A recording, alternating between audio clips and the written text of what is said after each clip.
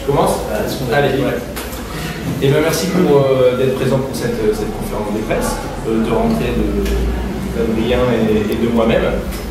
Donc déjà pour nous c'est le moment de faire un petit bilan de la séquence précédente depuis notre élection. Puisqu'on a déjà finalement beaucoup de choses à raconter en si peu de temps. Et aussi vous parler de la séquence qui va s'ouvrir avec deux événements politiques qui nous semblent nous importants, que sont la question des ordonnances sur le code du travail. C'est Adrien qui développera particulièrement ce point. Et la question de la transcription de l'état d'urgence dans le droit commun. Et pour le coup, là, c'est moi qui suis sur ce dossier. Donc, pour revenir un peu sur le bilan de la session extraordinaire de fin juin, tout juillet et début août. On a montré qu'on était un groupe parlementaire de 17 députés, ma foi, tous différents, mais en même temps très complémentaires. Dans le sens où on a montré une capacité à travailler en groupe bien plus que tous les autres groupes. Et on a démontré aussi une force d'opposition, ne serait-ce que sur la forme, parce que, pour ceux qui ont bien observé, en réalité, tous les députés de la France Insoumise sont intervenus au moins une fois sur chacun des textes examinés pendant la session extraordinaire.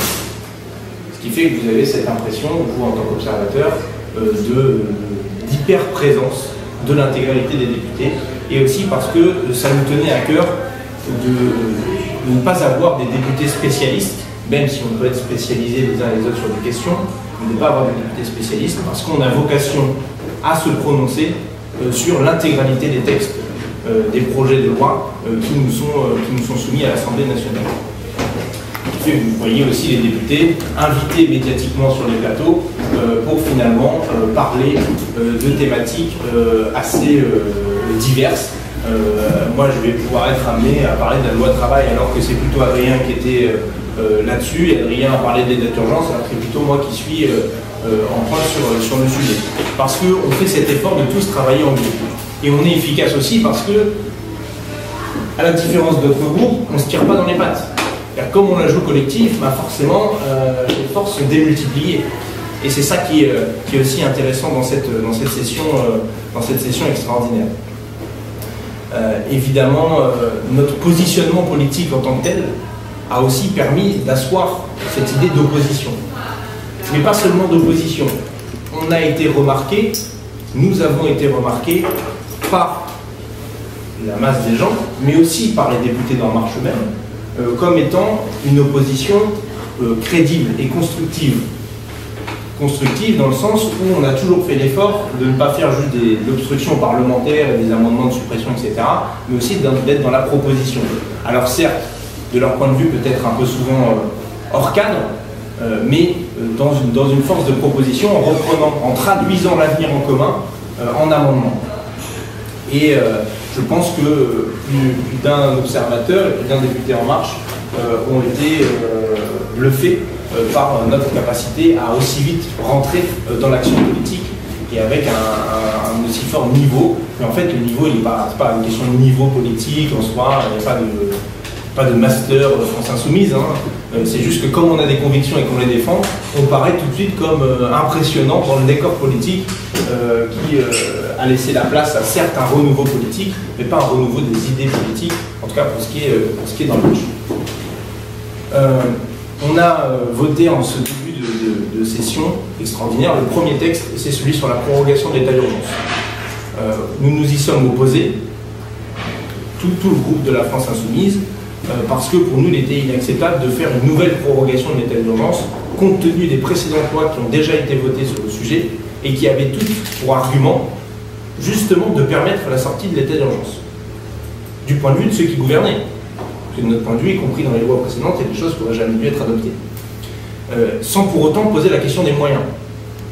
Au contraire, on a un Darmanin qui joue au gros bourrin, qui arrive là avec le rabot et qui tape dans tous les ministères de manière déraisonnée, en dépit du bon sens, ce qui fait que vous vous retrouvez avec des baisses de dotation pour la police nationale, la gendarmerie nationale, le ministère de la Justice et le ministère de la Défense, alors même qu'on est sous coup d'état d'urgence, des diminutions budgétaires pour le ministère de l'Éducation nationale alors qu'on arrive à la rentrée et qui sont censés recruter des postes, des personnels supplémentaires pour les classes dédoublées en CP. Vous avez des diminutions budgétaires au niveau du ministère de l'Agriculture alors qu'il y a déjà des difficultés à attribuer les aides de la PAC en temps et en heure, etc., etc. Deuxième texte, les ordonnances, ça reviendra. Troisième texte, la confiance dans la vie politique. Alors au départ c'était moralisation, après c'était régulation de la vie publique, puis confiance dans la vie publique, puis à la fin, sous le coup de nos arguments je pense, et de la raison finalement, ils ont restreint à confiance dans la vie politique. Puisque au départ on les avait pris au mot sur la confiance dans la vie publique, en disant si vous voulez moraliser, rendre confiance dans la vie publique, il faut s'attaquer pas juste aux parlementaires, ça c'est voir les choses par le petit bout de la lorgnette, mais prendre toute la dimension en compte, notamment si l'objectif étant de chasser les corrompus, il faut s'attaquer aux corrupteurs. Et donc à tout ce qui est en dehors du Parlement. Tous les lobbies, tous les conflits d'intérêts qui peuvent y avoir, ils sont en dehors du Parlement. À la fois de l'Assemblée nationale et du Sénat. Et puis aussi un certain parallélisme qui était revendiqué de notre part avec l'exécutif, avec les ministres. Et c'est comme ça que petit à petit, finalement, la réserve ministérielle a sauté. Ce n'était pas prévu dans le schéma initial, en tout cas dans le schéma initial de l'exécutif. Et c'est sous la pression de nos amendements, de l'opinion publique, que finalement, avec la suppression de la réserve parlementaire, va suivre la suppression de la réserve ministérielle.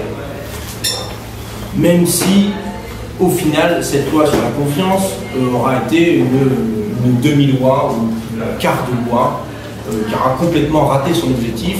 Et pour cause, je pense qu'aucune Française, aucun Français ne se dit aujourd'hui « Ah tiens, j'ai retrouvé confiance dans la vie politique, ça y est, c'est bon. Si on me propose un sondage demain, je vais dire « Ah oui, j'ai super confiance dans la vie politique » après ce texte de loi. Au contraire, ça a été une série de cafouillages, vous les avez vus comme nous, et puis aussi pour ceux qui ont regardé de très près ce texte de loi, une part de foutage de gueule. Je vous le dis comme je le pense. Puisqu'on a eu, sur les emplois familiaux par exemple, tout un battage médiatique, on disait regardez, l'affaire Fillon, c'est terminé, c'est bon, c'est du passé. Vous n'avez plus le droit d'embaucher votre maman, votre papa, vous n'avez plus le droit d'embaucher vos grands-parents, vous n'avez plus le droit d'embaucher vos enfants, mais par contre, les frères et sœurs, bon, on les a oubliés. Ils étaient dans une des versions du texte, et au fil des discussions, les frères et sœurs ont disparu. Il faudra peut-être regarder d'ailleurs de plus près qui finalement avait intérêt à ce que les frères et sœurs soient supprimés du texte de loi. Pareil, on vous propose des emplois familiaux, mais derrière, on vous met en place une charte pour Madame Macron, qui n'a été élue par personne. Alors même que la femme du Premier ministre, la femme d'Edouard Philippe, ne revendique rien du tout. Elle aussi pourrait avoir envie d'avoir des collaborateurs, etc. C'est la conjointe du chef du gouvernement, etc. Donc, ce texte est vraiment passé complètement à côté de l'objectif. Et là, on nous réunit en session extraordinaire pour le texte sur la transcription d'état d'urgence dans le droit commun. Et au final, on voit un fil conducteur qui consiste à transférer beaucoup de pouvoir vers l'exécutif. Je ne veux pas être inquiétant à cette heure de la discussion, mais tout de même, on voit par la méthode des ordonnances que le texte est intégralement rédigé par le gouvernement. C'est-à-dire qu'on vote les ordonnances, ça fait 4 pages, on se retrouve avec un document de 150 pages à l'arrivée.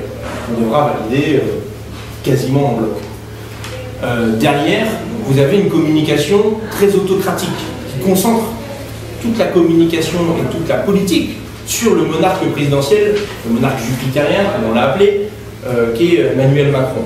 Et vous avez le coup de grâce qui se termine avec l'état d'urgence, la transcription de l'état d'urgence dans le droit commun, avec cette magnifique pensée complexe qui vise à vous expliquer que l'état d'urgence c'est fini, mais qu'en même temps, ça continue, sous une autre forme, qui fait qu'on transfère des pouvoirs de police, qui étaient avant uniquement l'apanage de l'autorité judiciaire, vers l'autorité administrative.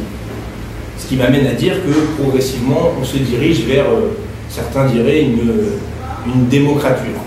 Vous savez, c'est un amalgame entre la démocratie et un début de pouvoir un peu autoritaire. Donc on s'opposera à ce texte sur la transcription des divergences dans le droit commun, et puis ce sera aussi le moment de revenir sur un certain nombre de dispositions qui étaient dans la loi renseignement par exemple, et puis sur l'état d'urgence en tant que tel, et son inefficacité, qui n'est pas une inefficacité relative, qui est une inefficacité totale. On pourra en rediscuter ensemble. Voilà un peu pour vous brosser l'état des lieux de la session extraordinaire sur les sujets qui me concernaient, et je vais laisser la parole à Adrien pour notamment les ordonnances sur le code du travail. Ouais, je vais effectivement revenir sur la loi de travail avec quelques points de détail qui me semblent importants de préciser en ce début de mois de septembre. Juste avant, revenir quand même sur les perspectives du mouvement France Insoumise, parce que vous vous souvenez qu'il avait été dit effectivement qu'après la séquence électorale présidentielle législative, le mouvement aurait à choisir ce qu'il deviendrait, et nous sommes dans ce moment.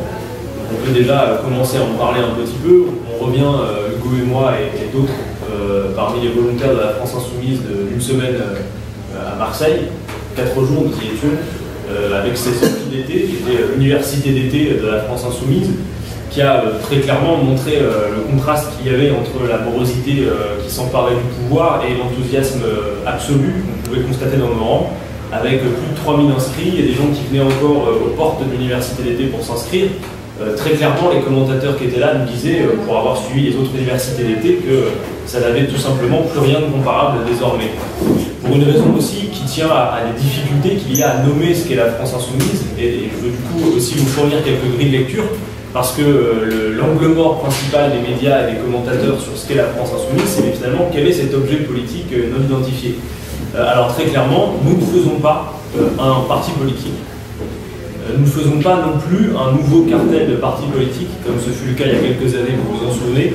Nous faisons un mouvement qui est fédéré autour du programme, un programme qui est établi, l'avenir en commun, qui a réuni 7 millions de voix, et toute sa ribambelle de livrets thématiques, la quarantaine de livrets thématiques, qui peuvent encore s'accroître, puisqu'on invite toutes celles et ceux qui auraient des thématiques qui ne sont pas abordées à animer des livrets, et les livrets vont continuer à vivre. Et finalement, moi je l'ai dit comme ça l'autre jour, mais mis bout à bout, l'ensemble de ces livrets et leurs collectifs qui les animent forment une sorte de comité scientifique, conseil scientifique du mouvement qui va pouvoir continuer. Et à côté, on a donc les groupes d'appui, qui sont ces petits groupes d'action à l'échelle d'un quartier, qui vont devoir continuer à exister, et toujours avec cette idée de se démultiplier pour pouvoir assurer un maillage territorial le plus serré possible, et couvrir une zone géographique la plus étendue. Bon, clairement, on peut dire une chose, c'est que la France Insoumise, c'est volontaire, près d'un demi-million de signataires, il faut quand même le nommer. C'est un bateau d'une envergure qui ne correspond à rien de ce que nous pouvions, ce à quoi nous pouvons mener la barre, naviguer précédemment, puisque 1 million de personnes, ça dépasse largement ce que nous faisions avant. Très clairement, dès que vous atteignez des seuils de centaines de milliers de personnes, vous imaginez bien que sur la base du dénominateur commun qui est le programme, ces gens-là sont très divers. Certains, je le disais, sont militants depuis 20 ans, d'autres depuis 20 minutes. Certains sont plus sensibles aux questions écologistes, d'autres aux questions sociales, d'autres à la question que nous avons développée dans l'indépendantisme français. Et il y a fort à penser que si nous traduisions ce que nous sommes actuellement en parti politique, ça ressemblerait vraisemblablement à quelque chose avec beaucoup de courants et tendances, ce dont nous ne voulons pas, parce que nous ne voulons pas avoir ces petites guerres de clans, guerres de fractions qui usent beaucoup d'énergie, qui font qu'on parle beaucoup dans l'entre-soi des petites réunions politiques où on l'a déjà fait, hein, Hugo et moi, on discute pendant des heures de où on met la virgule dans un texte pour que tout le monde soit content, et au final, pendant qu'on fait ça, on est absent du terrain, les gens nous oublient, et pire, on ne répond pas aux problématiques que l'on peut constater. Donc, s'il y a au moins une certitude à la sortie de ces universités d'été, c'est que le mouvement doit rester souple, ne doit pas se rigidifier, et que nous devons faire en sorte d'être en permanence tournés vers l'extérieur. Alors, le mouvement, il intéresse aussi, bien sûr, des partis politiques. C'est la raison pour laquelle il y a ce qu'on appelle l'espace politique, qui est un lieu de réunion qui se réunit régulièrement, où se retrouvent des gens qui sont membres d'organisations, des dirigeants d'organisations, mais aussi des dirigeants de revues. Je pense par exemple à M. Cassen, la revue Mémoire des luttes. Enfin, voilà, il y a toutes sortes d'intellectuels et de membres de partis qui se retrouvent dans cet espace politique, mais qui ne veulent pas reconstituer un cartel. Et donc, ce que nous disons, c'est qu'il n'y a pas de contradiction à être membre d'un parti politique et par ailleurs à participer à la France Insoumise. Ce sont deux choses différentes.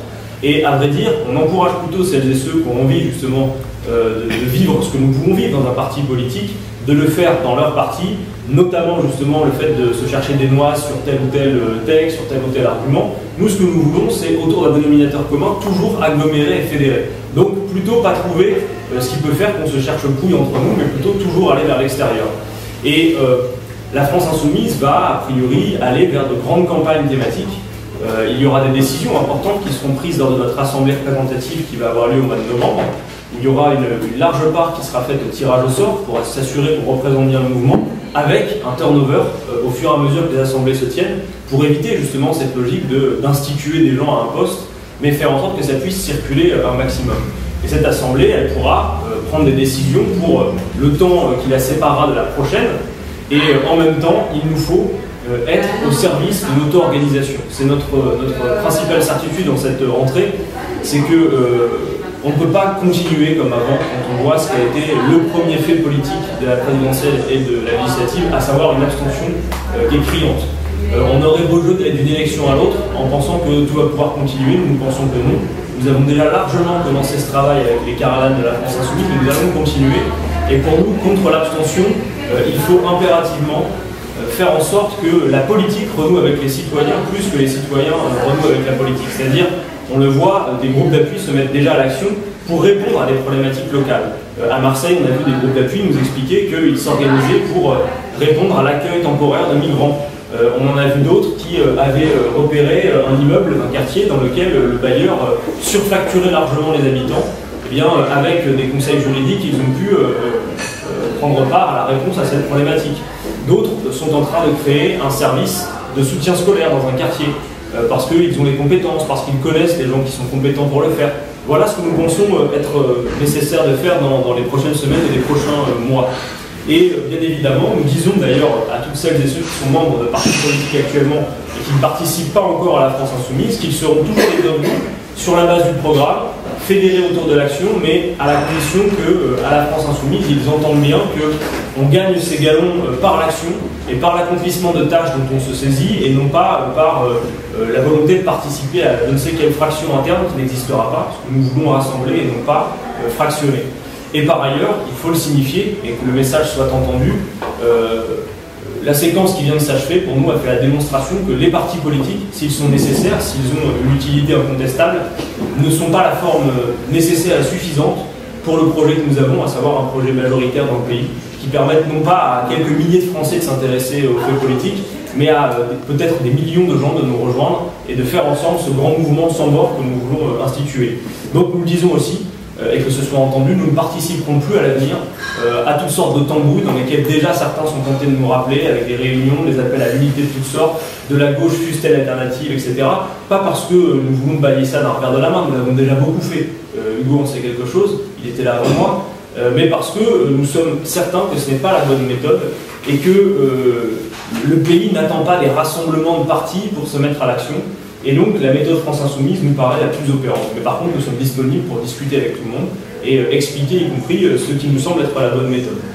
Sur la question de la loi travail, dont nous, vous avez vu, je ne vais pas y revenir, Hugo a largement expliqué le travail qui a été le nôtre à l'Assemblée, un travail d'amendement, un travail constructif, pas un travail d'obstruction, jamais, avec en plus la volonté de s'adresser, y compris à nos adversaires politiques, de manière bienveillante, avec le souci peut-être de pouvoir en convaincre quelques-uns, peut-être qu'on y reviendra après, mais déjà on voit que notre manière de nous adresser à eux peut parfois porter ses fruits, mais il n'en résulte pas moins que le résultat des ordonnances est, sans surprise, assez proche de ce que nous avions envisagé, sans suspense. Le médecin finit par rendre les ordonnances, et nous savons que ces ordonnances, alors que normalement une ordonnance est censée soigner les gens, celles-ci vont rendre malades, parce que nous avons fait nos calculs et nous voyons bien que c'est la même logique, la continuité idéologique profonde entre Hollande, Sarkozy, Macron. Finalement, ce qui apparaît plus vite sous les yeux des Français, et qui est, à notre avis, responsable de la déconfiture actuelle de Macron, c'est pas un problème de communication ou de pédagogie. C'est vrai qu'on commente beaucoup dans l'actualité en ce moment sa manière de faire, mais Emmanuel Macron, c'est le champion de la manière de faire, parce que s'il est là, c'est bien qu'il a réussi à faire la démonstration d'une différence qui n'existe pourtant pas. Parce que pour nous, Emmanuel Macron est le ravalement de façade du monde ancien qu'il fustige lui-même. Ni plus ni moins. Et ce qui apparaît sous les yeux des Français, et nous on aide à cette compréhension, c'est que finalement entre un Sarkozy, un Hollande et un Macron, qui tous les trois représentent des étiquetages différents, il y a un socle idéologique qui, de notre point de vue, est de l'ordre de 70-80%. C'est-à-dire que les trois ne remettent pas en cause l'ordre libéral, ne remettent pas en cause la logique de marché, la politique de l'offre, et non plus les directives européennes. Ce qui fait que, grosso modo, et même si cela feigne de s'opposer farouchement pour se partager mieux le pouvoir, il n'y a pas clairement idéologiquement de rupture entre ces trois-là. Et ça apparaît plus vite que prévu. Moi j'avais parié sur 1 an pour que ça se voit, qu'Emmanuel Macron était une continuité dans la continuité de ce qu'avait fait son prédécesseur, mais ça vient plus vite. Et les ordonnances sont finalement l'aboutissement d'un processus entamé de longue date. Enfin moi je viens du CPE, mon premier engagement politique, c'était déjà cette philosophie-là. Les lois de sécurisation de l'emploi, la loi Macron, la loi El Khomri et maintenant la loi Pénicaud, ce ne sont pas des lois qu'on doit séparer, c'est bien le même processus qui procède à un aboutissement avec cette loi. Donc il y a quelques points pour nous qui sont importants de noter. D'abord la philosophie générale du projet, c'est la feuille de route du MEDEF, qu'on suit depuis à peu près 20 ans, qui voudrait que pour s'attaquer à un problème que personne ne connaît dans ce pays, qui est celui du chômage de masse, la manière d'y répondre, c'est augmenter la flexibilité et s'attaquer à ce qu'ils appellent le coût du travail. Nous appelons plutôt le prix du travail, car pour nous, c'est les salariés qui créent la richesse dans ce pays. Mais finalement, pour eux, il faut s'attaquer à ça pour faire en sorte que le chômage baisse. Or, les faits démontrent le contraire. Puisque le quinquennat précédent, celui de François Hollande, a été un quinquennat dans lequel on a déjà beaucoup flexibilisé et on n'a pas vu que ça crée de l'emploi. L'OCDE a d'ailleurs démontré qu'il n'y avait pas de corrélation nette entre la baisse du chômage ou la baisse des droits des salariés.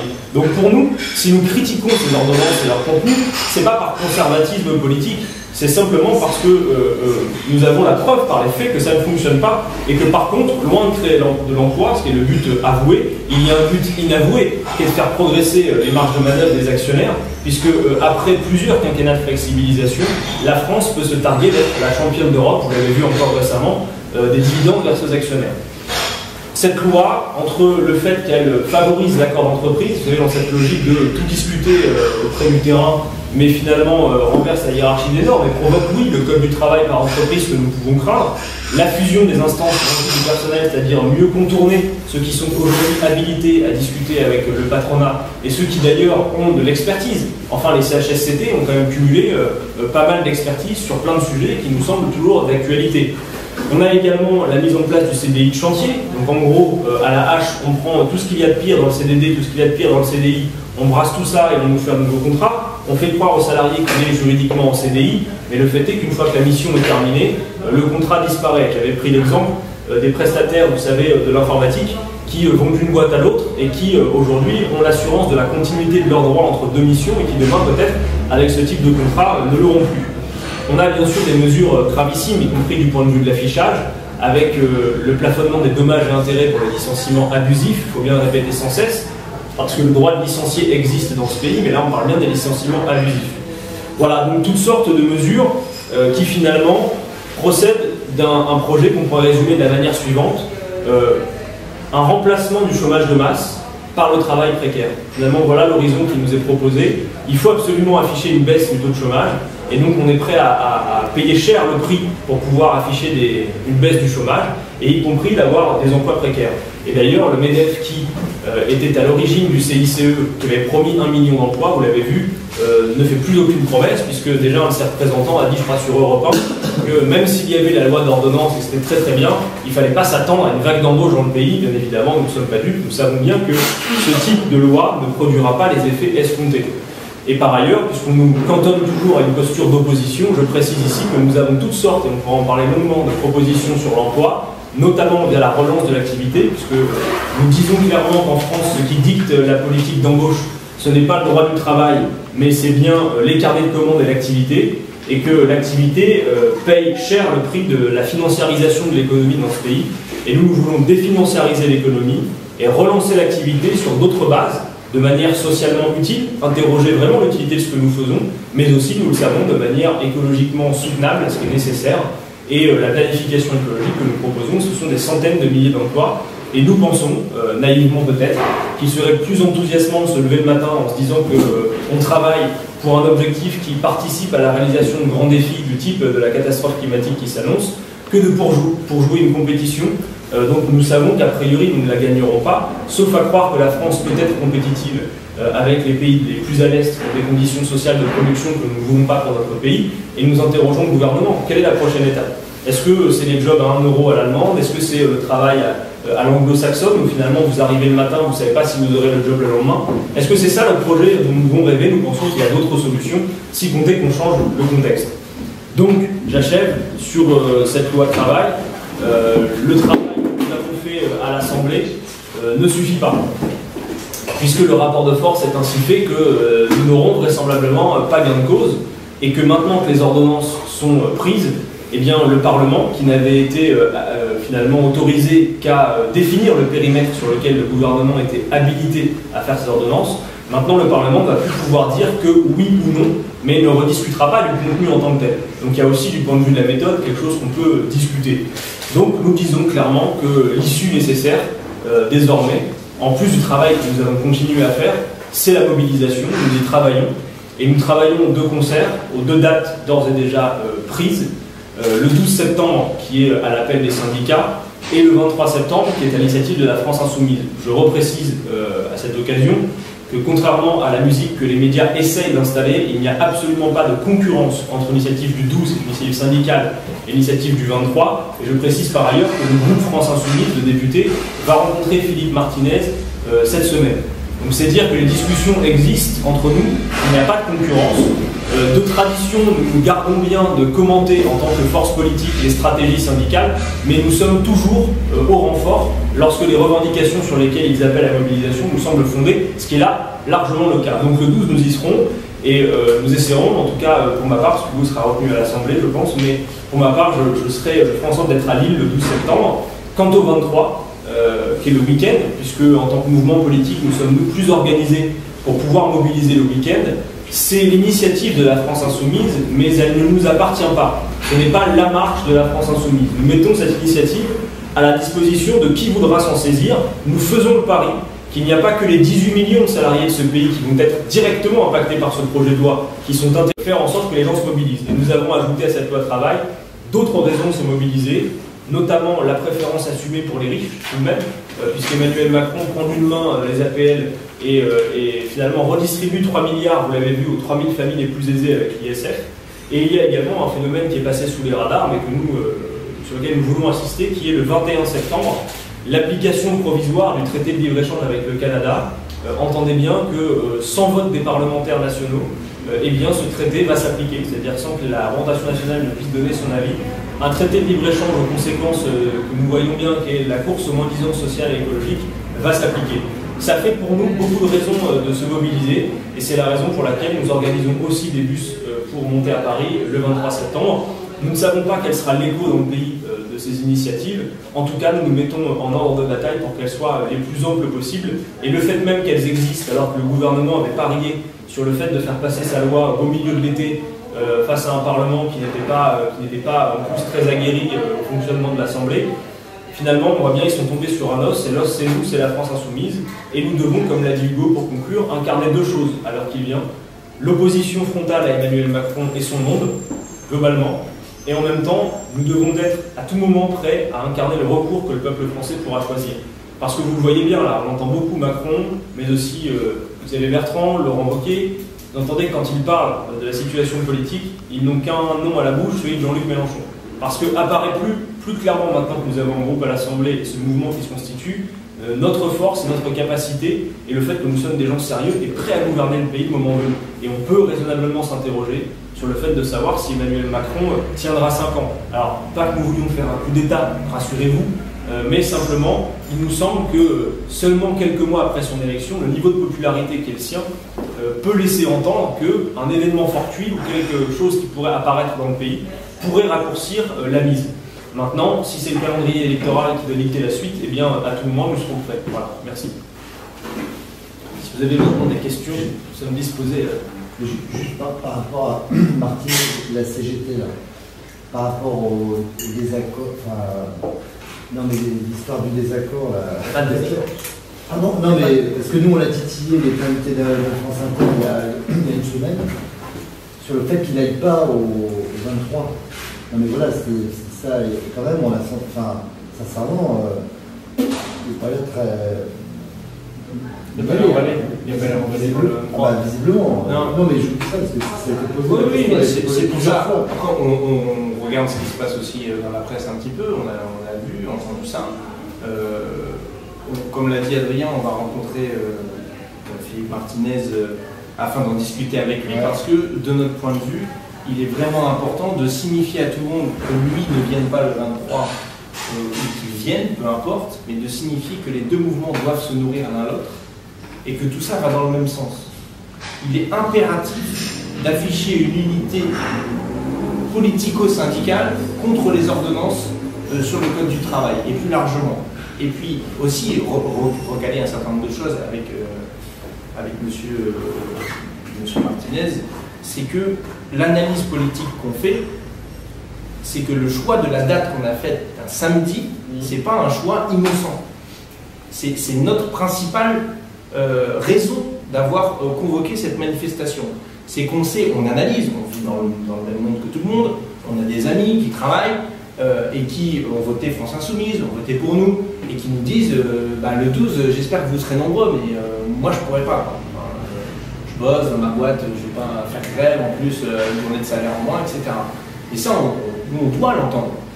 En tant que mouvement politique, c'est notre responsabilité d'entendre ça et de quand même proposer un débouché politique à ces gens qui néanmoins veulent se mobiliser et participer et donner un coup de main à la mobilisation. Et donc voilà, s'ils sont disponibles sur un haut niveau de mobilisation et en capacité de se mettre en grève, de perdre une journée de salaire et de venir aux côtés des syndicats, on les y appelle à le faire. Et on sera présent le 12 septembre en manifestation. Par contre, si c'est plus compliqué pour eux, eh ben on a la proposition de la date du 23 septembre, avec des bus, certes qui vont à Paris, on s'organise pour que ce soit pas trop cher, etc. Mais c'est ça l'essentiel, c'est de mettre dans la mobilisation un maximum de monde. Parce qu'il y a deux enjeux quand même.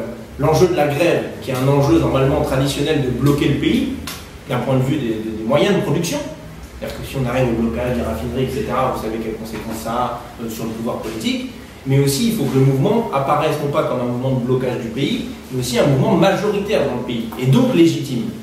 Et ça, c'est notre responsabilité aussi politique de faire de ce mouvement qu'il soit légitime. Alors, on a quand même des signaux, des indicateurs qui nous permettent de se dire qu'on va dans le bon sens. C'est que les sondages d'opinion qui sortent sur les ordonnances sur la loi travail montrent les uns après les autres qu'il n'y a pas une majorité de Français qui sont favorables aux ordonnances sur le Code du travail. Mais en même temps, c'est pas un scoop, puisque c'était déjà le cas contre la loi El Khomri. Donc je vois mal comment en si peu de temps, on serait passé d'un quelque chose de défavorable à la loi El Khomri et défavorable aux ordonnances sur le Code du travail. Donc maintenant, notre tâche militante, c'est de rentrer dans l'action et de faire en sorte qu'un maximum de gens rentrent dans l'action. Et c'est le message qu'on donnera, qu'on délivrera à Philippe Martinez. J'espère qu'il l'entendra, je pense qu'il l'entendra, honnêtement, et qu'il y a beaucoup d'incompréhension, et c'est pour ça qu'il faut qu'on discute et qu'on se rencontre, parce qu'on a tous intérêt à aller dans ce sens-là. Et je voudrais aussi ajouter qu'il n'y a pas uniquement la CGT qui se mobilise le 12, il y a aussi Solidaire, et il y a aussi l'UNEF qui se mobilise, les étudiants, parce que, comme l'a dit Adrien, il y a mille et une raisons de se mobiliser. Les APL, c'est une bonne raison aussi de se mobiliser. J'espère que les retraités, individuellement, mais aussi collectivement, quand ils sont organisés, viendront se mêler aux manifestations, parce que la hausse de la CSG, c'est pas un petit sujet. Vous avez la suppression des contrats aidés, c'est pas un petit sujet non plus. Ça va quand même désarticuler tout le tissu associatif, les mettre en difficulté. Donc voilà, ce qu'on se dit, c'est qu'il faut que tout ça converge. Et par ailleurs, juste, ce qui nous permet aussi de faire ce pari qu'on peut rassembler largement et que ça tient plus à la capacité de mobiliser qu'à la colère qui existe dans le pays. Parce que nous, ce que nous disons sur Emmanuel Macron, c'est que de toute façon, compte tenu des conditions qui ont été celles de son élection, à savoir l'abstention et deuxième tour face à Marine Le Pen, il s'illusionne de penser qu'il a blanc-seing et qu'il est tout permis en fait, en réalité. Il n'a pas de majorité politique consciente, éclairée pour soutenir son programme. Les gens n'ont pas fait un vote programmatique en votant Emmanuel Macron. Donc nous disons que, même si bien sûr, je le précise encore une fois, parce qu'il faut toujours maintenant mettre des gants, mais on ne conteste pas sa légitimité, il a été élu, c'est clair. Mais en tout cas, il n'a pas été élu pour appliquer ce programme. Les gens n'ont pas élu pour son programme. Donc nous disons que dans le pays, il y a une disponibilité. Et nous, notre tâche, pas que nous, mais on y contribue, c'est de faire en sorte de réveiller ça. Parce que, vous voyez, nous, la session extraordinaire qu'on a vécue, elle nous a laissé un goût amer dans la bouche, qui est quand même le fait que, entre la gravité de ce qui se passe au sommet de l'État et à l'Assemblée nationale et le climat qu'il y a dans le pays, qui tient à tas de choses qu'on pourrait discuter longuement, il y a un vrai décalage. Et nous, notre travail, c'est l'écran de fumée qu'il y a au milieu, il faut le désépaissir et faire en sorte que les gens comprennent ce qui est en train de se jouer et puissent se mobiliser. Et comme le disait Hugo, créer les conditions de cette mobilisation qui, c'est vrai, quand c'est en semaine, n'est pas toujours facile pour tout le monde. Du coup, j'ai quelques questions à poser. La première est assez générale. Est-ce que vous êtes quand même surpris de cette baisse de la popularité très rapide d'un président élu au fond il y a très peu de temps? Une question un peu plus technique. Alors là, sur la loi de travail, qu'est-ce que vous craignez le plus dans le fait dans les accords d'entreprise qui pourront être signés dans les TPE? Jusqu'où ça peut aller, par exemple? Est-ce que ça peut aller jusqu'au temps de travail, au 13e mois? Est-ce que ça, c'est vraiment un argument que vous allez mettre en avant, le fait de laisser les salariés seuls face à leur employeur sur des questions aussi essentielles? Troisième question, vous allez rencontrer Martine Aubry bientôt. Donc, qu'est-ce que vous allez lui dire? Est-ce que vous allez évoquer... bon, on sait que... En 2014, ça ne s'était pas très bien passé, elle avait fermé la porte à sa liste. Au mois de juin, en revanche, le candidat socialiste a appelé à voter pour vous et vous avez gagné 44 voix. Est-ce que du coup ça ouvre la discussion sur des meilleures bases? Et dernière question, donc là vous avez évoqué le fait que Emmanuel Macron n'ait pas été élu pour appliquer le programme. En réalité, il n'a pas masqué son programme, il n'a pas avancé complètement masqué, un peu, mais pas complètement. Pas complètement, mais du coup, ça vous pose la question de l'abstention, parce qu'en fait, il a été élu avec très peu d'inscrits. Et donc, du coup, comment vous allez vous y prendre la prochaine fois pour qu'il y ait une participation plus importante et qu'on puisse arrêter de dire on ne conteste pas sa légitimité, mais un peu quand même.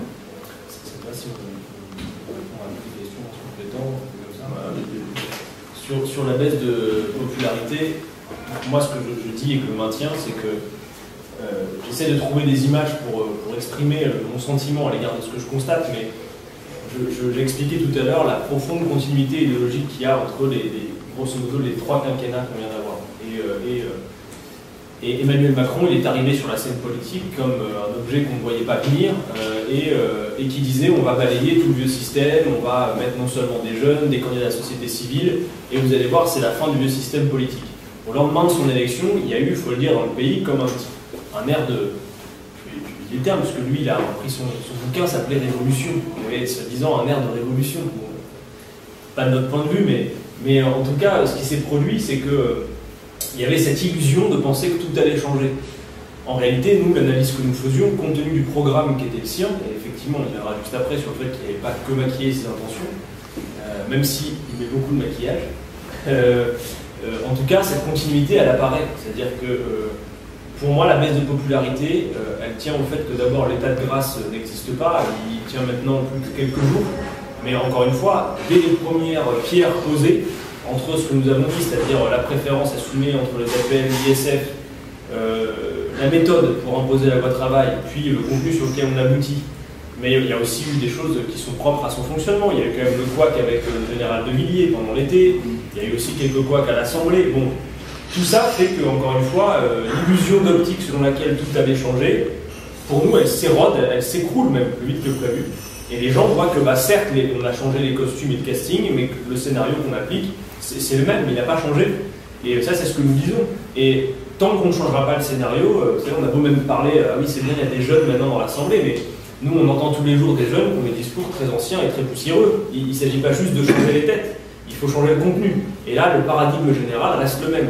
Donc pour moi, la baisse de popularité tient essentiellement à ça. Et après, il faut bien dire les choses. L'exécutif voudrait que le peuple commence à détester, qu'il ne s'y prendrait pas autrement. C'est-à-dire qu'il y a eu quand même un cumul au sein de l'été de mesures antisociales qui, même du point de vue des communicants, ne sont pas très habiles, alors que pour l'instant, vous êtes plutôt habitués à de l'habileté sur le plan communicationnel.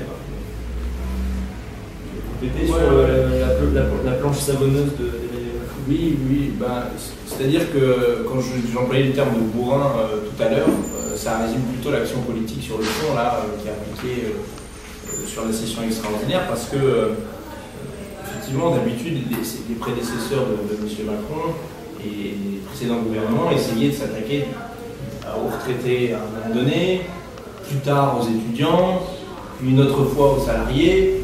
Bon, là, ils ont quand même condensé tout ça sur la même séquence. C'est pas très malin. Enfin, c'est peut-être ça qui a poussé François Hollande à faire un petit rappel à l'ordre à son poulain en lui disant bon, il faudrait peut-être que tu fasses attention quand même. Parce que là, tu te mets à dos Emmanuel Macron, évidemment. Disant si tu te mets à dos en même temps les retraités, les étudiants et les travailleurs, en plus les agriculteurs, ça fait quand même un paquet de monde qui est en capacité de se mobiliser en même temps. Ça facilite la convergence des luttes, ça c'est clair. Donc nous, il faut qu'on soit aussi moteur de tout ça. Après, c'était écrit dans son programme, en même temps, il a été élu pour ça. Donc, bon. Il y a quand même eu une séquence assez extraordinaire qui a duré au moins 6 mois, qui était, mais où est le programme d'Emmanuel Macron? Je ne sais pas si vous vous rappelez quand même, je regardais ça avec délice dans la presse, notamment le nombre incalculable de caricatures qu'on retrouvait sur le programme de Macron. Un de ceux qui m'avait fait rire, c'était des hackers de Poutine qui désespéraient devant des écrans en disant « On cherche monsieur, mais on n'a toujours pas trouvé le programme de Macron ». C'est quand même assez extraordinaire. Alors après, on nous a donné un beau document, 32 pages, si je ne dis pas de bêtises, et 16 photos, enfin, 16 pages de photos. C'était plus que 16 pages de programme. Et c'est sur vraiment la toute fin de la campagne où il a dit qu'il fallait faire des mesures fortes sur le code du travail. Il n'a pas dit le contenu. C'était que des mots valises. Il faut sécuriser les parcours. C'est cool ça, tout le monde veut sécuriser les parcours. Il faut relancer l'activité. Tout le monde veut relancer l'activité. Libérer les énergies. Alors bon, libérer les énergies, c'est vraiment un truc qui revient dans la bouche des députés En Marche. On se moque un peu d'eux là-dessus. Ça les fait sourire en tout. Libérer les énergies, etc. C'est pas vrai que le programme de Macron il était connu par avance. Et par ailleurs, les choses qu'on connaissait par avance n'adviennent pas. Je reprends ma loi sur la confiance dans la vie politique. Il y avait un point important où Macron avait tapé du poing sur la table devant la presse en disant les conflits d'intérêts, ça suffit. Moi, je sais, j'étais haut fonctionnaire, je sais comment ça se passe, ça passe d'une administration à une boîte privée, ça revient, etc. Oui, ça savait quelque chose, forcément, c'était sa propre expérience. Mais dit, bon, c'est trop facile aujourd'hui, la loi telle qu'elle est faite, on nous a fait des mesures, la loi Sapin 2, mais ça ne change pas grand-chose. Donc, il faudra interdire les conflits d'intérêts, en interdisant notamment les activités de conseil. On s'est dit, bon, ce sera toujours ça de prix, enfin, bien entendu, on s'est dit, bon, ça va dans le bon sens, ce sera toujours ça de prix. Et finalement, à la fin, dans le texte, qu'est-ce que vous avez? Vous avez une interdiction des activités de conseil si vous l'avez créé votre entreprise moins d'un an avant d'être élu. Et vous ne pouvez pas créer une activité de conseil maintenant qu'on est élu. On ne peut pas créer d'activité de conseil. Par contre, si ça fait plus d'un an qu'on a une activité de conseil, qu'on est déjà lobbyiste et compagnie, on peut continuer à l'être. C'était quand même ça, c'était un programme d'Emmanuel Macron. Personne ne dit le contraire. Et pourtant, il y avait le texte à l'Assemblée pour le faire. C'était la loi sur la confiance dans la vie publique au départ, et ensuite dans la vie politique. Et finalement, à la fin, c'est pas dans le texte. Donc, c'est pas ça, c'est pas le sujet, c'est pas ce qu'il y a pour appliquer son programme ou pas. Et d'ailleurs, je ferai remarquer que quand même, les sondages post-électoraux, post-élection, sortis des urnes, ont quand même montré qu'il y avait un taux d'adhésion au programme. Le nombre de gens qui déclaraient avoir voté pour tel candidat pour le programme était de 86% pour Jean-Luc Mélenchon. Et il était, non, je vais prendre la fourchette, il était à 54% pour Emmanuel Macron. Donc si vous faites 86% de nos voix à nous et 54% des voix de Macron, celui qui a la plus grosse base dans le pays pour appliquer son programme, à la proportionnelle, c'est nous. Et c'est pour ça qu'il y a aussi une résonance de notre action politique. C'est-à-dire qu'on a convaincu des gens dans la campagne. On n'a pas séduit des gens, on a convaincu des gens. Et c'est ça qui nous fait dire que la suite des événements, c'est d'entrer en mobilisation. Alors après, sur la question de fond de la loi travail, clairement la logique est la suivante. C'est-à-dire qu'aujourd'hui, vous aviez le minimum syndical qui est le code du travail, d'une boîte à l'autre, donc vous savez qu'en termes concurrentiels, votre voisin il ne peut pas aller en dessous de ça. Vous, si vous êtes aligné là-dessus, vous faites concurrence d'un pâté de maison à l'autre, d'un bout à l'autre du pays, sur cette base-là.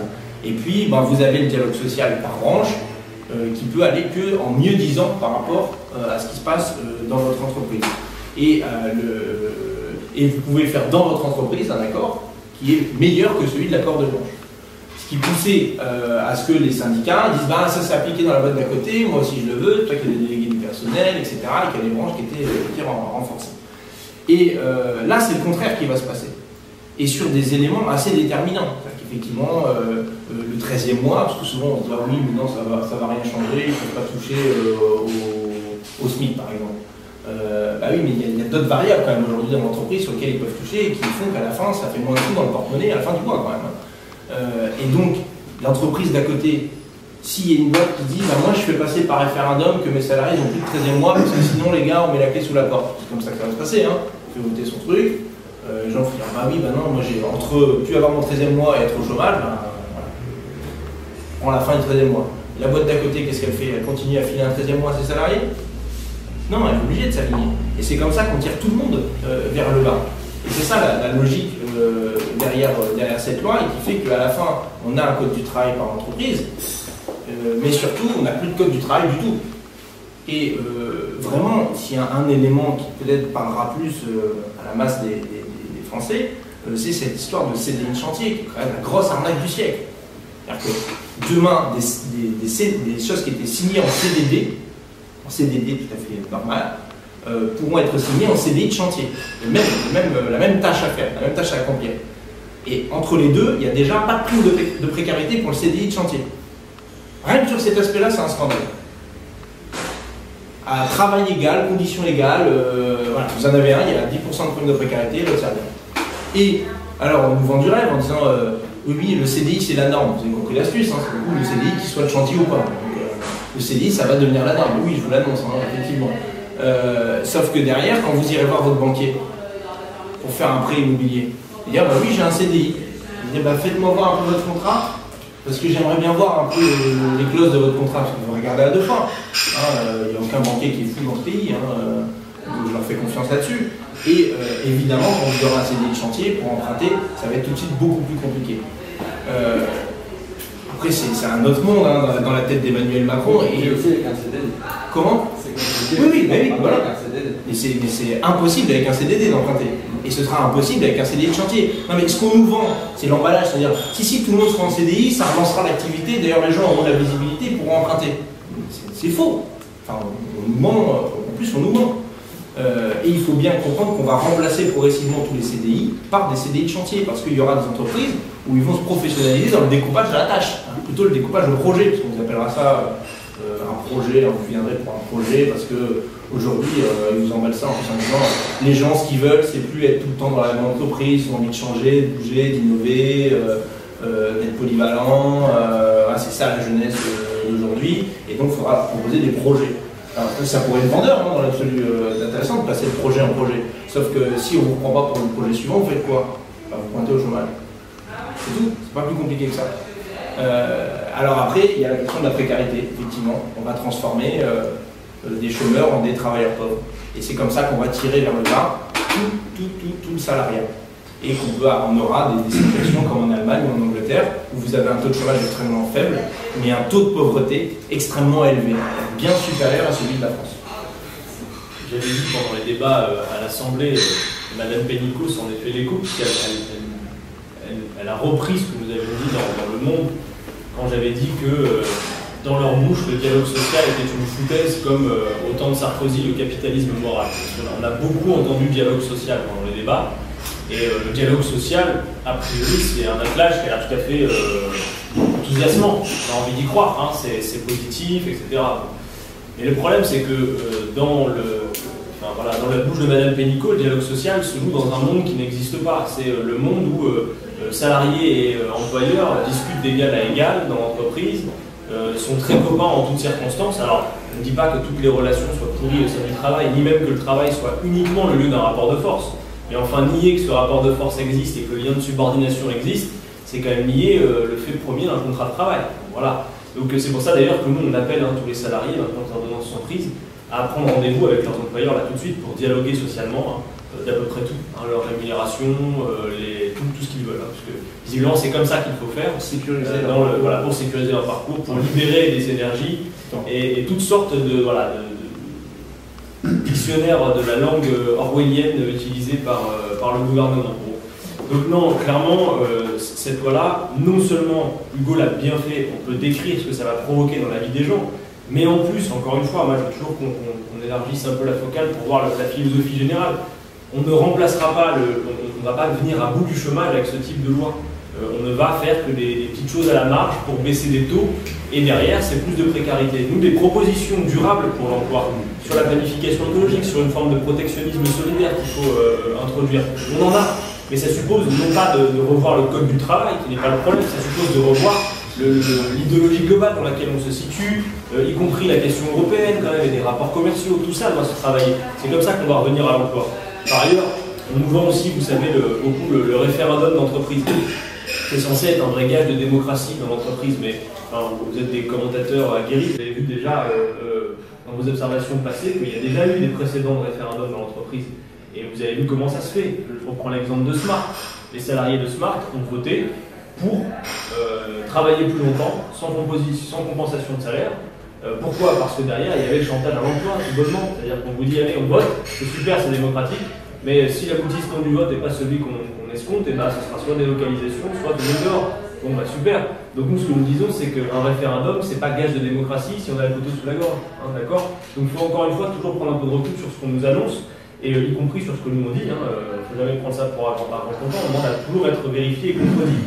Sur la question du programme, pour terminer, moi, pour compléter Hugo sans répéter ce qu'il a dit, moi, nous on dit une chose aussi, hein, c'est pas parce que Macron avait pris des engagements, et c'est à son honneur de le respecter, que l'opposition doit s'interdire de discuter le contenu de ce qu'il avait dit. Dire on est en démocratie, certes il a gagné, mais le fait qu'il ait gagné, d'abord, ne lui donne pas raison, c'est juste que c'est lui qui peut appliquer son programme, et donc nous, en tant qu'opposition, nous avons toujours le droit de le contredire, c'est bien le fait de la démocratie. Je viens sur des sujets plus locaux, et notamment la rencontre avec Madame Martine Aubry, maire de Lille, qui a lieu ce soir. De quoi s'agit-il? Pour nous, très simplement et respectueusement, c'est le fait de nous présenter auprès des élus, puisque avec nos jeunes âges, à tous les deux, 27 ans, nous rencontrons les élus qui ont d'expérience, et nous faisons le tour dans nos circonscriptions, notamment des maires des villes.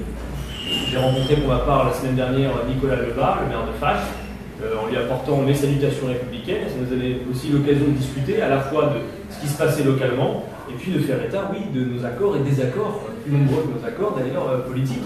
Mais nous sommes des gens tout à fait raisonnables, on sait assumer un désaccord politique, sans jamais varier sur notre position, mais très calmement pour autant. On ne va pas se sauter à la gorge, sitôt que nous ne sommes pas d'accord. Avec Martine Aubry, ça va être vraisemblablement pareil. On va aller la saluer, faire connaissance parce que c'est nécessaire. Et puis, nous discuterons de l'actualité politique, sans doute, peut-être nationale, on peut le penser, et locale. Il y a des enjeux, on le sait. Hugo est très spécialisé sur les questions de sécurité, et on sait que c'est un sujet sur lequel Martine Aubry travaille aussi en ce moment, notamment avec la police de proximité, donc ça aura l'occasion de discuter. Et puis on fera peut-être aussi, d'ailleurs on va le faire, c'est état de nos désaccords, il y en a un notamment en ce moment, qui est le projet, vous savez, immobilier sur Saint-Sauveur, puisque nous avons des raisons de le contester. Nous rencontrons des gens qui nous disent que pour le moment, leur capacité à avoir prise sur le débat est, je vais poser mes mots, extrêmement limitée, alors qu'ils ont une expertise sur le sujet, qu'ils ont développé. Et donc finalement, notre rôle d'élu aussi, c'est de dire maintenant, nous on arrive là-dedans, on n'est pas dans l'entre-soi de ceux qui ont déjà monté tous ces projets, et il y a des gens qui comptent sur nous pour qu'on relaie leurs paroles, qui jusqu'à présent étaient sans joie. Donc oui, nous dirons à Martine Aubry notre désaccord sur le sujet, nous essaierons de voir comment on peut travailler ensemble là-dessus, et sur le reste aussi. Mais tout ça va se faire de manière constructive. Nous, notre esprit, c'est toujours l'idée de favoriser la discussion, mais encore une fois, sur des bases claires, c'est-à-dire qu'on a un programme, on a des choses sur lesquelles on est d'accord, d'autres sur lesquelles on n'est pas d'accord, et il faut savoir l'assumer, et encore une fois, très calmement. Pour conclure là-dessus, en plus, ça nous aura l'occasion de vérifier que Mme Aubry sera bien de la partie du 12 septembre, parce qu'elle faisait partie de ceux qui avaient dit que le Parti socialiste retournerait dans la rue le 12 septembre. Plus il y a de monde, mieux c'est. Voilà, j'ai cru lire nationalement que le Parti socialiste n'était finalement pas d'accord sur la date du 12 septembre.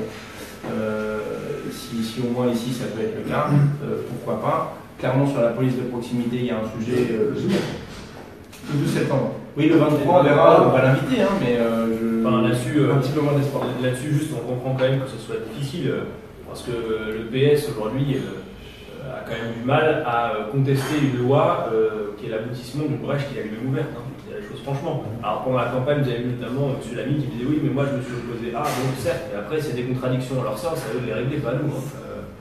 Donc, voilà. Du coup, c'est vrai que vous avez vu le biais de Mediapart, je trouve plutôt pas mal, sur le fait que le PS puisse revenir dans la rue. Il y a un effet de triangulation qui est quand même intéressant. Ouais, et juste quand vous parlez de la politique de sécurité à la ville, soit, mais bon, Aubry, je veux dire, déjà, avant de poser la question, vous allez demander à Aubry, puisqu'elle a dit sur Macron, avant qu'il soit au pouvoir, elle a toutes les raisons d'aller dans votre sens quand on entend ce qu'elle disait. Oui, on s'est croisé le 14 juillet avec elle et on a eu un échange assez cordial. Hein, Mais pardon, mais Aubry, par exemple, pour faire ses conflits de presse et tout ça, je veux dire, à part ce problème effectivement de sécurité, la dégradation de quartier Lille, comment dire, certains quartiers, bon, ce que je veux dire, c'est il y a aussi sa politique, comment dire, c'est pas du récent. Les choses qui sont parties en cacahuète vers Moulin et compagnie. Non, mais on a un peu de recul sur le sujet. Moi, ça fait longtemps que j'habite à Lille. Adrien était candidat sur la liste municipale du Front de Gauche à l'époque, qui avait déjà un projet, une expertise, des revendications, des propositions politiques. Donc on ne vient pas les mains dans les poches, hein. On a une idée de ce que pourrait être Lille différemment. Après, on est député de l'Assemblée nationale, on n'est pas des super élus locaux. Il faut aussi que chacun soit dans son positionnement et dans son rôle. Donc voilà, après on va s'échanger un certain nombre de choses. On lui apportera aussi notre soutien s'il y a des propositions intéressantes qu'elle fait. Et j'ai vu qu'elle avait fait une proposition intéressante sur la question des commerces en centre-ville, que la mairie puisse empêcher de s'installer trop d'assurances, de banques, etc. pour revitaliser le centre-ville de commerce de proximité. Ça peut être des choses qui peuvent être intéressantes. Vous proposer l'encadrement des loyers. L'encadrement des loyers. On va poursuivre le débat là-dessus. Lille expérimente ça. Et si Lille expérimente la police de proximité, moi je viens avec une idée assez précise de ce que devrait être une police de proximité. Alors je comprends que pour l'effet d'annonce, Madame Aubry se dise, elle qui réclame, c'est cohérent depuis plusieurs années qu'il y ait la police nationale qui revienne et qui soit plus présente. Voilà, moi mon objectif c'est pas que ce soit les gros bras qui débarquent dans tous les quartiers et que ça augmente les tensions, parce que ça peut être ça aussi, hein, du point de vue de Gérard Collomb. Pour l'instant, l'impression qu'il m'a donnée, c'est pas d'être dans le dialogue police-population, tout ça, quoi. Quand on lui a dit s'il a dit que c'était un coup d'état doux, non, une monarchie douce ou un truc comme ça, à un moment donné, là, avec la presse, se dit, il est dans une ambiance qui n'est pas celle qui est la nôtre. Quand on voit comment il a géré les questions de sécurité dans sa commune à Lyon, c'est pas forcément le modèle. Je suis pas sûr qu'un Finori soit d'accord avec Gérard Collomb. Et nous, on a notre grain de sel à mettre là-dedans, parce que, encore une fois, police de sécurité quotidienne, ça fait partie des mots-clés, des mots valises, on ne sait pas ce qu'il y a dedans, ça ne veut rien dire, quoi. Mais globalement, il faut quand même que tout le monde se rende bien compte que voilà, nous, notre objectif dans les discussions qu'on aura avec les uns et les autres, c'est toujours une discussion raisonnée. Mais encore une fois, on a nos points de vue, et même si certains pourraient être tentés de croire que parce qu'on est jeunes élus, qu'on a 27 ans, et qu'on n'habite pas dans cet entre-soi depuis très longtemps, on va pouvoir voilà, comme ça remballer nos opinions. Non, très clairement. Encore une fois, calmement, on assumera nos opinions. Et puis, plus généralement, et pour la suite, il faut quand même l'avoir en tête, c'est que nous sommes des militants politiques, Hugo l'a dit au démarrage de la conférence de presse, assez formés, ça peut faire parfois la différence, ça l'a fait en tout cas à l'Assemblée. Il faut bien voir que nous, on ne se laisse pas griser par notre état de fait, c'est-à-dire le fait que nous soyons élus. Il faut que tout le monde ait bien à l'esprit que les volontaires de la France Insoumise se lèvent le matin, quand ils agissent politiquement, ils se disent bien qu'en fait tout ce qu'ils posent politiquement, c'est autant d'étapes intermédiaires jusqu'à ce qu'ils demeurent notre objectif ultime. Notre objectif, ça reste la prise du pouvoir dans ce pays. Nous la pensons inéluctable. De notre point de vue et compte tenu du diagnostic que nous posons, le plus tôt sera le mieux pour toutes les questions démocratiques, sociales, écologiques que notre programme permet de solutionner. Mais en tout cas, c'est vers cela qu'on se met en ordre de marche. Donc si vous voulez, les leviers qui sont les nôtres aujourd'hui, du fait que nous soyons élus, sont aussi des leviers au service de ce projet politique. Voilà, on a toujours ça en tête. Et mais par rapport à ce que vous disiez au tout début, nous ne sommes pas un parti, là, vous avez dit, on n'est pas un parti Mais au-delà d'Aubry, sur l'île, sur le secteur, il y a Aubry certes, mais il y a, bon, après il y a d'autres élus aussi PS. Et ce que je veux dire, il y a quand même, on sait, les trucs de parti, là, dont on parle, enfin, il y a quand même toujours, entre les partis, la classique, même ici, dans le secteur, des choses, comment dire, encore les méthodes des partis. Ouais, mais ça n'a plus de prix. Nous, on a. Pardon. Ça n'a plus de prix. Si, pour. Je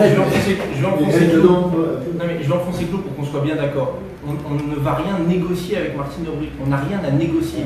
C'est-à-dire qu'on va lui dire ce sur quoi on n'est pas d'accord, ce sur quoi nous aussi on veut exprimer des désaccords publiquement, et on s'en débrouillera publiquement. La friche Saint-Sauveur, ça fait partie de ces sujets-là.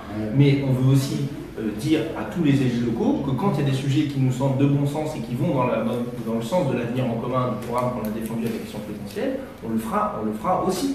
Il n'y a pas de difficulté avec ça. Mais on ne va pas voir Martine Aubry ou Monsieur Lebas ou le maire de Ronchin, ou le maire de Villeneuve-d'Ascq, ou le maire de... Et tous les autres, pour leur dire, ben voilà, si je vous aide là-dessus, on verra aux prochaines municipales, que machin, etc. C'est pas le sujet. Et ce sera jamais le sujet. Non, mais par exemple, il y a une... Pardon, en fait, on a quand même on a un reportage à 16h. Est-ce qu'on peut prendre M. Catanins 3 minutes? Nous, on est en... On est attendu en fait. Ouais, on est en retard déjà. à 16h. On est pas du tout en retard. On va être en retard là. Je suis vraiment désolé. Très rapide.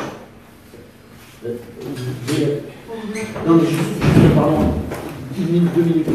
Par exemple, je sais, je ne donnerai pas son nom, qu'il y a un gars qui a été député du PS ici, à Lille, qui est un député depuis un moment, qui aurait quand même fait passer comme candidate des Macron, là, dans la 4e circonscription Lille. C'est un député, ancien député PS qui a posé sur la candidature Macron, mais ça montre quand même que les liens entre les macronistes et les PS, ils sont quand même... On n'est pas dupes, hein, sur l'état du PS, sur Martine Aubry, sur les etc. Non, mais je comprends, ça fait tellement qu'ils sont encore dans les peut-être liste sénatoriale.